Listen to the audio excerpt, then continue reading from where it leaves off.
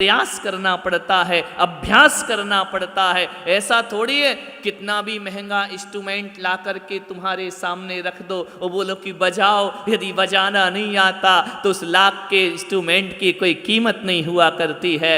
वह अभ्यास करना पड़ता है। ये बच्चियां बैठी हैं, एक प्रस्तुति देना है स्टेज पर, मंच पर एक सांस्कृतिक प्रस्तुति देना है तो 8-8, 10-10 दिन प्रयास करना पड़ता है, पुरुषार्थ करना पड़ता है। मालूम है 10 दिन की तैयारी, प्रस्तुति 10 मिनट की। समझ में आया? 10 मिनट के लिए 10 दिन अभ्यास करना पड़ता है। तो अपने जीवन को यदि पुण्यमय बनाना है तो हमें जीवन भर भगवान की भक्ति करना पड़ेगी, तब जाकर इसका रिजल्ट प्राप्त हुआ करता है। आपको मालूम है आपके राजस्थान में ठंडी पड़ने लगी है? पड़ने लगी कि नहीं?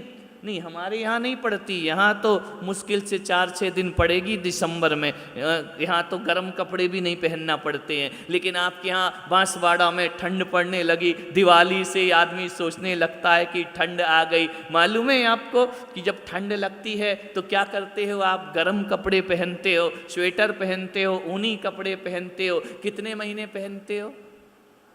बोलो। 4 महीने कहाँ पड़ती है अब? 2, 2.5, 3 महीने है ना। मान लो कि 2 महीने ठंड जोर से पड़ी तभी पहनोगे। आप ये बताओ 2 महीने पहनते हो गर्म कपड़े, आप कितने 2 महीने पहना ठंड से बचने के लिए? एक बात बताइए, कभी सोचना, कपड़ों में भी चिंतन कर सकते हो, हर चीज में सोच सकते हो। 2 महीने की ठंड से बचने के लिए वो ऊनी कपड़ा 2 महीने आपकी ठंड से रक्षा करता है। एक बात बताओ, तुम उन कपड़ों की रक्षा कितने महीने करते हो? विचार करिए।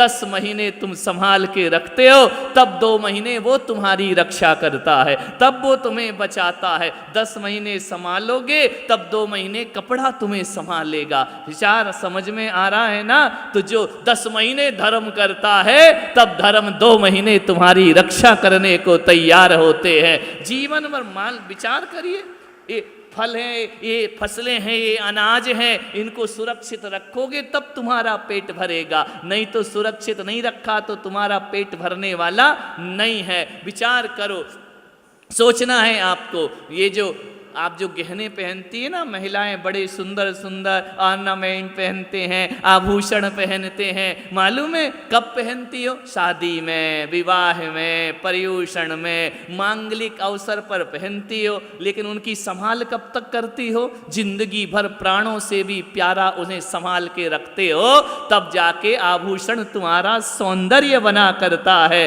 वही मैं आपसे कह रहा हूं, अपने धर्म को भी जो प्राणों से प्यारा संभाल कर रखेगा, धर्म उनके जीवन का सौंदर्य बन जाया करता है।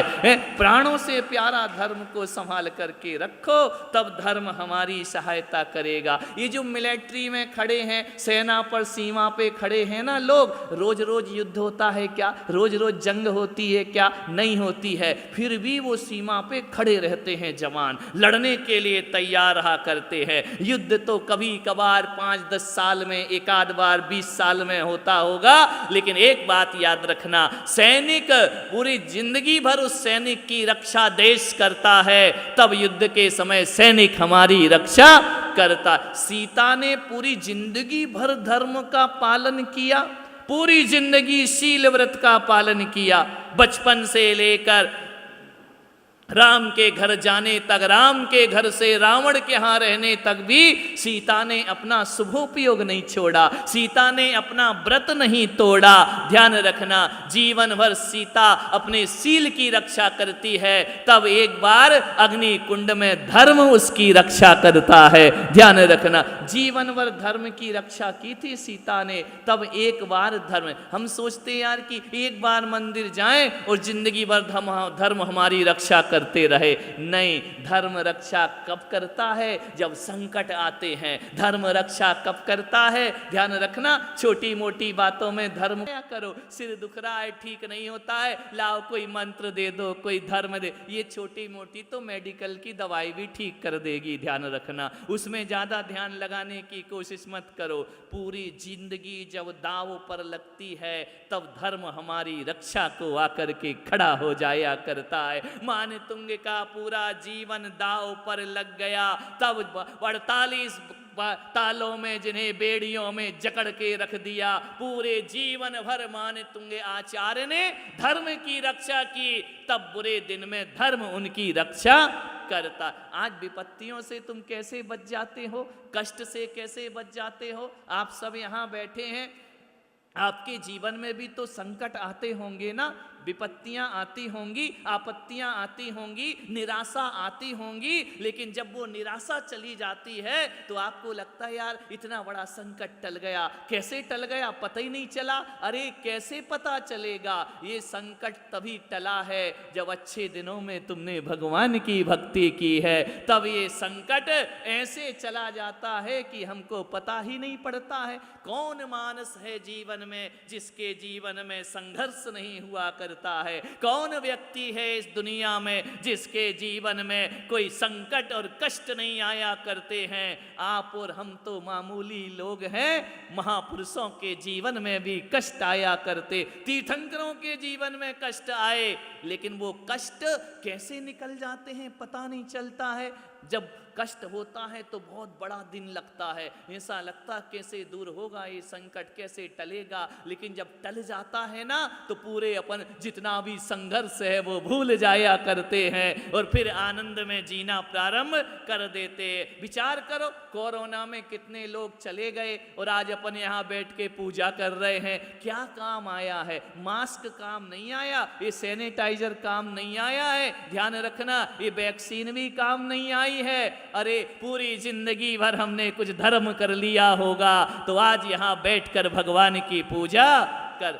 धर्म हमारी सहायता करता है, धर्म सहायता करते हुए दिखाई नहीं देता है, लेकिन बहुत बड़ी ताकत बनकर हमारे साथ साथ धर्म चला करता है। धर्म की अटूट शक्तियां होती हैं, बड़े बड़े संकटों को, विनाश को जो बोलो कितने लोग चले गए इस कोरोना से। ऐसी चिताएं जली कि एक एक चिता पर 4-4 लोगों को जलाना पड़ा। ऐसे नजारे इन आंखों ने देखे हैं। विचार करे, मैं बांसवाड़ा में था जहां चतुर्मास था, चारों तरफ आज इसकी अर्थी उठ गई, कल उसकी अर्थी उठ गई, आज वो चला गया, कल वो चला गया। चारों तरफ बल्लियों से हमारे मंदिर को चारों तरफ से बंद कर दिया। शाम को हम लोग फिर निकल के कमर्शियल कॉलोनी चले गए। ध्यान रखना, बड़ा अद्भुत नजारा था बांसवाड़ा का। एक भी दिन प्रवचन नहीं हुआ, एक भी दिन कार्यक्रम नहीं हुआ, कुछ नहीं, बस यही देखते रहे। आज ये गया, कल वो गया, परसों जवान जवान मौत हो गई। इन आंखों ने जवान मौतों को देखा है, हमने कानों से सुना है आज इसकी मृत्यु, कल उसकी मृत्यु। उसके बाद भी हम क्यों बच गए? क्या हो गया हमारे जीवन में? जरूर हम सबने कोई पुण्य किया होगा। यदि पुण्य नहीं किया होता ना तो हमारे नाम का शांति विधान हो रहा होता, लेकिन पुण्य किया है इसलिए हम खुद भगवान का शांति विधान यहाँ पर कर रहे हैं। नहीं तो अपने नाम के भी विधान हो सकते थे, अपने भी आ सकता था व्हाट्सएप पर हाथ जोड़े ओम शांति। ध्यान रखना, अपन ने तो सबको ओम शांति दी और अपन यहाँ शांति विधान भगवान का कर। ये पुण्य आड़े आया है। साधु संत भी नहीं बचे हैं, वो भी कोरोना से दुनिया से विदा हो गए। अपन आज सुरक्षित हैं तो लगता नहीं है कि कहीं ना कोई सत्कर्म हमारे जीवन में रहा होगा। लगता नहीं है कभी ना कभी धोखे से भी सच्चे दिल से भगवान का नाम ले लिया होगा। लगता नहीं है हमारे जीवन को कोई ना कोई पुण्य हमने जरूर कमाया है। आज जो पूजा का पुण्य कमा रहे हैं, ना जाने कब हमारे काम आ जाए, ये बता के काम नहीं आएगा, लेकिन जब जब संकट होंगे ये पुण्य हमारा जरूर काम आया करता है। पुण्य कभी व्यर्थ नहीं जाता है, वह अपना फल जरूर देता है, वह अपनी प्रतिक्रिया जरूर देता है। बस फर्क इतना है कि वह बताता नहीं है कि मैंने तुमने ये पुण्य किया उसका ये फल है। लेकिन आज भी सफलता से जीवन चल रहा है, आनंद से जीवन चल रहा। पैसों का संकट आया इस दिवाली ने वो संकट भी दूर कर दिया। 2 साल जो दिक्कत थी, दुकानें नहीं खुली, इस बार तो इतना मार्केट खुला कि हजारों लोग बाजारों में पहुंच गए। ये व्यवस्थाएं कैसे बन रही हैं, कैसे ये सब कुछ हो रहा है? इसके पीछे कहीं ना कहीं हमारी जिनेंद्र भगवान की भक्ति है, कहीं ना कहीं हमने कोई पुण्य संचित कर लिया है, जो आज इतने आनंद से हार मुकुट बांधे बैठे हुए हैं। नहीं तो ये भी हो सकता था कि माला डल रही होती फोटो पर, आज हार मुकुट पहने बैठे हैं। ये भगवान की भक्ति पूजन है। वो कितनों की फोटो पे अपन डाल भी आए हैं माला पूरे चातुर्मास में। ध्यान रखना, ये पुण्य है हमारा, जिन भक्ति का पुण्य है। इठलाओ इस पुण्य पर। कहते हो ना, हम जैन कुल में जन्मे अभिमान करो रे, जिनेंद्र भगवान की भक्त। जिनेंद्र नहीं बचाया है, नहीं तो महाविनाश के कगार पर दुनिया जाकर के खड़ी थी। आज हम यहाँ हैं, हमारा पुण्य आड़े आ गया, हमारी भक्ति आड़े आ गई, उसने हमें संकटों से मुक्ति दिलाई है। ऐसी ही भक्ति करते रहो। पूजन विधान के अवसर मिले, अरे सारे काम छोड़ देना, पूजन विधान का अवसर कभी छोड़ना मत, आगे आकर के रहना। कैसे होते हो? जब कोई अच्छा काम होता है, हमारा नाम पहले हो, हमारा नाम पहले हो।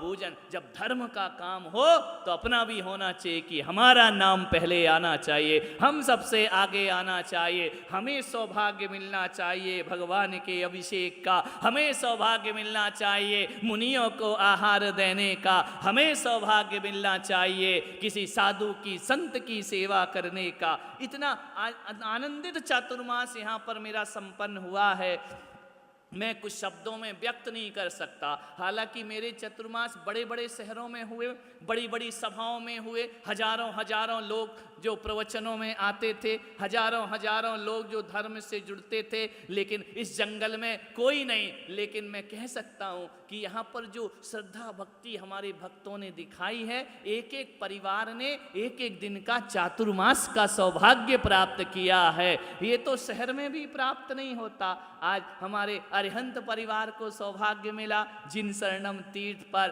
अकेले विधान का नहीं, आज का पूरा दिन इनके ही द्वारा संपन्न हुआ है। सुबह का आहार, सुबह की पूजन, भगवान का अभिषेक, शांति धारा, उसके बाद यह विधान, अभी शाम को आरती होगी भगवान की, जिनेंद्र भगवान की।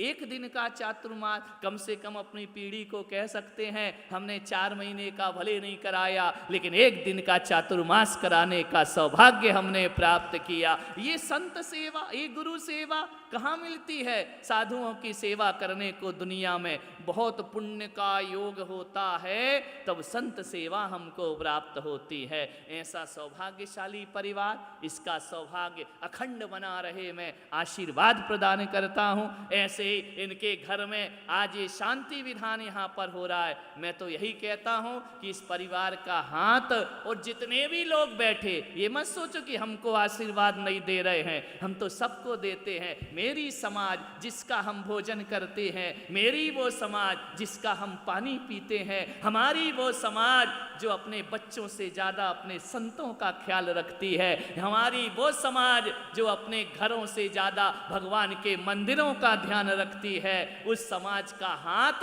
ऐसा रहना चाहिए, कभी भी ऐसा होना नहीं चाहिए। यही आशीर्वाद मैं प्रदान करता हूँ। दोनों हाथ लुटाओ, पुण्य की धरा है, पावन धरा है, बटोरो नहीं, लुटाना सीखो जीवन में। जो लुटाएगा उसके पास लौट लौट करके आएगा, जो जोड़ जोड़ के रखेगा चला जाएगा। इस आया था जब धरती पर क्या लेकर आया था, और जाएगा तो क्या लेकर जाए। ये पुण्य संचय करिए। मनुष्य का भाव, इतने अरबों की जनसंख्या है, 7 अरब की जनसंख्या पूरे विश्व की है। मालूम है, हम मुट्ठी भर लोग ही जैन बन पाए, बाकी लोग जैन नहीं बन पाए। क्यों नहीं बन पाए? मनुष्य तो वो भी बन गए। ध्यान रखना, जैन मनुष्य बनना उतना कठिन नहीं है, जैन बनना बहुत कठिन हुआ करता है। जिनेंद्र की शरण मिलना बहुत कठिन हुआ करता है।